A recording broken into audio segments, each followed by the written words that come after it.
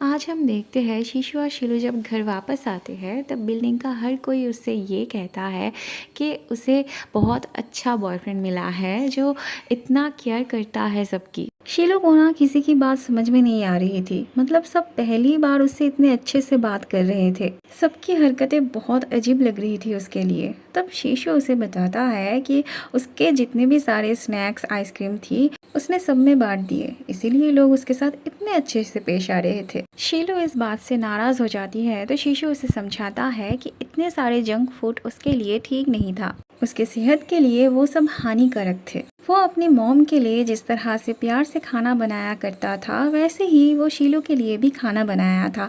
Healthy खाना। खाना बहुत गर्म था, इसीलिए अच्छा बुरा शीलू को कुछ फील नहीं हो रही थी। ऐसे में शीशु के पास योशी का वॉइस मैसेज आती है जिसमें वो शीशु को बहुत डांट रही होती है उसके घर छोड़ जाने के लिए।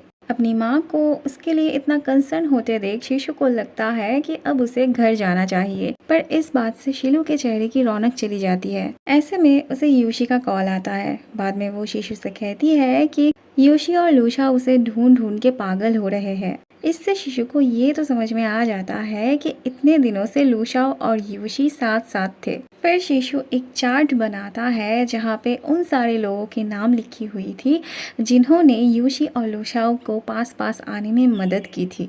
उस चार्ट में शीशु और शीलू का भी नाम लिखा था। तो बाद में शीशु के जाने के बाद शीलू उसका और शीशु का नाम जुड़ देती है। मन ही मन वो भी शीशु को पसंद करने लगी थी। अगले सीन में हम देखते हैं शीशु अपने सोशल मीडिया पे एक वीडियो डाली होती है जहाँ पे उसने कहा होता है कि वो एक रिसोर्ट पे ठहरा है। योशी को तब उस पर बहुत गुस्सा आता है। एक तो वो दोनों मिलके उसे ढूंढ ढूंढ के पागल हो रहे थे और शीशु रिसोर्ट पे बैठे बैठे चिल मार रहा था। बाद में लुशाओ एक जगह पे गाड़ी पार्क करता है, शायद बाथरूम जाने के लिए ही। वो योशी से भी पूछता है कि क्या उसे बाथरूम जाना है, पर योशी एकदम घोड़े बेच के सो रही थी। लुशाओ के जाते ही योशी भी नींद से उठ जाती है और बाथरूम जाने के लिए निकल पड़ती है। योशी जैकेट ओढ़ के सोई थी, इसलिए लूशा जब वापस आता है तब उसे पता नहीं चलता कि वह योशी नहीं थी। वो अपना फोन भी लूशा को दे रखी थी चार्ज होने के लिए। बाद में शीलू योशी को कॉल करती है तो लूशा उसके लिए योशी को बुलाने जाता है, पर वो देखता है योशी वहाँ पर नहीं थी।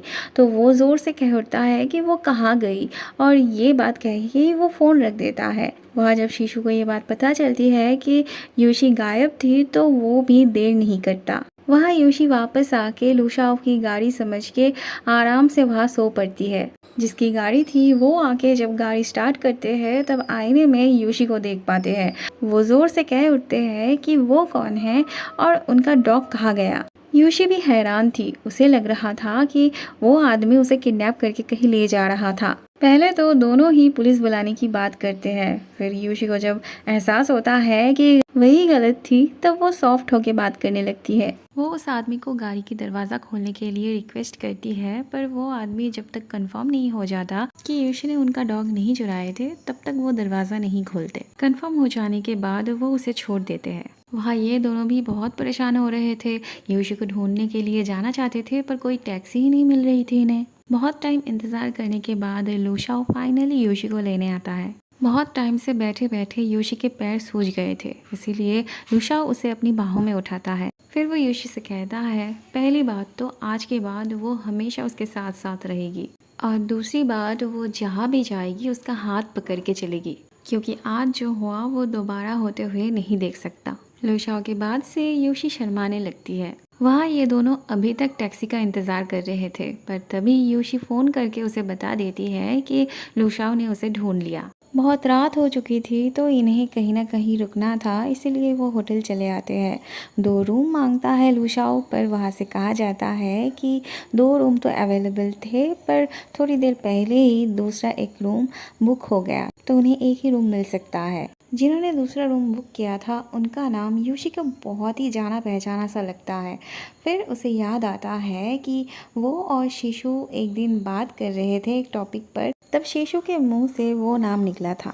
योशी को समझ में आ जाता है कि ये हो ना हो शीशु का ही काम हो सकता है। लूशाओ कहता है वो जाके रूम में सोए और वो गाड़ी में सो लेगा, पर शीशु के इस प्लान को योशी थोड़ी ना व्यर्थ जाने देती। वो लूशाओ के साथ ही रूम शेयर करना चाहती है। रूम में आते ही यूशी देखती है बेड को इस तरह से सजा के रखा गया था। लूशाओ के देखने से पहले ही वो उस पे जाके सो जाती है। लूशाओ आके उसे फ्रेश होने के लिए बोलता है, पर यूशी कहती है पहले वो जाए, वो बाद में जाएगी। लूशाओ के बाथरूम जाते ही यूशी चारों तरफ ढूंढने लगती है कि कहीं शीशु छुपा तो नहीं हुआ था वहाँ। थोड़ी देर बाद रात का डिनर आता है। डिनर इतना रोमांटिक था कि यूशी लूशाओ से पूछती है क्या उसने ये सब ऑर्डर दिया था। लूशाओ कहता है शायद आज होटल में कोई इवेंट होगा, इसीलिए इस तरह से सजा के दिया। यूशी जब ढक्कन खोल के क्या खाना दिया है वो देखने जाती है तो उसमें वो एक नाइट सूट देखती है। शर्म के मारे वो उस नाइट सूट को लूशाओ के सर पे पहना देती है। वहाँ इन दोनों के बीच लूशाओ और यूशी के बारे में बात होते होते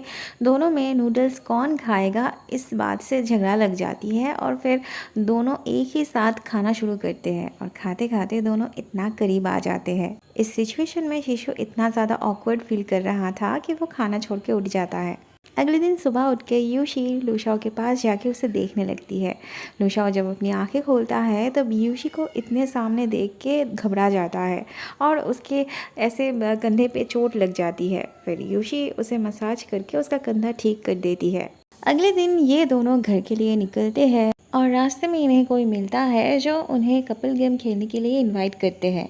यूशी जब उस पेपर को अच्छे से पढ़ती है तब उसे समझ में आ जाता है कि कौन उनके साथ गेम खेलना चाह रहा था। वो भी देखना चाहती थी कि उनके साथ कौन सा गेम खेला जा रहा था। वह शीलू शीशु को इन्फॉर्म कर देती है कि यूशी गेम खेलने के लिए राजी हो गई है। गेम के शुरू होते ही यूशी शीशु के पास जाके उसके कानों में कहती है कि उसे पता है ये सब कौन कर रहा है, इसीलिए वो अच्छे बच्चे की तरह जल्दी से अपने घर चला जाए। पकड़े जाते ही वो दोनों जल्दी से वहाँ से भाग जाते हैं। अगले सीन में हम देखते हैं यूशी शीलू के घर आती है, पर शीलू घर पे नहीं थी, लेकिन यूशी को उसके घर की पासवर्ड पता था, इसलिए वो खुद से ही दरवाज़ा खोल लेती है। शीशु अंदर था तो वो जल्दी से पहले बैल्कनी में छुप जाता है। फिर यूशी के थोड़ा सा नज़र हटते ही वो जल्दी से बाथरूम में जाके छुप जाता है। शीलो अपने काम में बहुत बिजी थी, इस वक्त उसका घर आना पॉसिबल नहीं था, पर इस सिचुएशन को संभालने के लिए उसे घर पे आना ही पड़ता है और आते ही वो यूशी को घर जाने के लिए फोर्स करती है। बाद में यूशी शीलू से कहती है कि उसे कुछ दिनों से लग रहा है कि कोई उसे फॉलो कर रहा है। यूशी के जाने के बाद शीशु बाहर आता है। उसे जब शीलू से पता चलता है कि यूशी ने कहा उसे कोई फॉलो कर रहा है आजकल, तो वो एक पल भी देर नहीं करता। वह यूशी को जो फॉलो कर रहा था उसे शीशु भी फॉलो कर रहा था। शीशु पास से ही एक ईंट उठाता है उस फॉलोअर को मारने के लिए, लेकिन आसपास वो किसी को नहीं देखता। फिर अचानक से यूशी और उसका फॉलोअर शीशु के सामने आते हैं। दरअसल यूशी को किसी से खतरा नहीं था, ये तो यूशी और लूशाओ मिलके जाल बिछाई थी जिसमें शीशु फंस गया था। इतने दिनों बाद मॉम और बेटा एक साथ खाना खाने बैठे थे और वह शीलू घर आके खुद को अकेली फील कर रही थी। वो यहाँ नहीं था तो क्या हुआ, जाने से पहले वो अपनी बातें यहाँ पे छोड़ के गया था। शीलू को कुछ भी अच्छा नहीं लग रहा था, पर तभी उसे शीशु का मैसेज आता है और वो लिखता है कि हर वक्त नूडल्स खाते खाते उसका तबीयत बिगड़ सकती है, इसलिए वो कल उसके लिए बहुत सारा फ्रूट्स लेके आएगा। तब शीलू के चेहरे पे हंसी खिल उठती है। अगले सीन में हम देखते हैं यूशी की रूममेट उसके लिए एक खबर लेके आई थी, पर यूशी को किसी भी न्यूज़ में कोई इंटरेस्ट नहीं था। पर उसे जब पता चलता है कि लूशाओ फिजिक्स डिपार्टमेंट से होकर भी ड्रामा क्लब ज्वाइन कर रहा था, तब यूशी जल्दी से ड्रामा क्लब ज्वाइन करने के लिए पहुंच जाती है। सैर को भी लूशाओ से ये एक्सपेक्ट नहीं था, इसलिए वो उससे पूछते हैं कि वो फिजिक्स से होकर भी ड्रामा क्लब में क्यों ज्वाइन करना चाहता था। लूशाओ तब सामने जाके कहता है एक लड़की ने उसे सिखाया था कि जिंदगी में नई नई चीजें ट्राई करके देखना चाहिए। योशी को पता था कि ये बात वो उसी के बारे में कर रहा था, इसीलिए वो एक्साइटेड होकर अपने पास में बैठी हुई लड़की से कहती है कि लूशा उसके बारे में बात कर रहा था। सर जब पूछते हैं कि लूशाओ के साथ कौन एक्ट करना चाहेगी, तब यूशी अपना हाथ उठाती है। फिर दोनों मिलके एक्ट करके दिखाते हैं। थोड़ी देर बाद जैंग भी आता है ड्रामा क्लब में ज्वाइन करने के लिए, पर ऑलरेडी बहुत लेट हो चुकी थी नाम सबमिशन के लिए। इनका सिलेक्शन हो गया था तो वो दोनों सैर को थैंक यू कह के वहाँ से चले जाते हैं। उन्हें जाते हुए देख के जैंग भी उनके पीछे चला आता है। अगले दिन उसका बास्केटबॉल की मैच थी तो वो चाहता था यूशी उसके लिए चीयर करे, पर यूशी कहती है वो फ्री नहीं होगी। और वो उससे ये भी कहती है कि उसने 1000 बार उसे कहा है कि वो उसे फॉलो ना किया करे।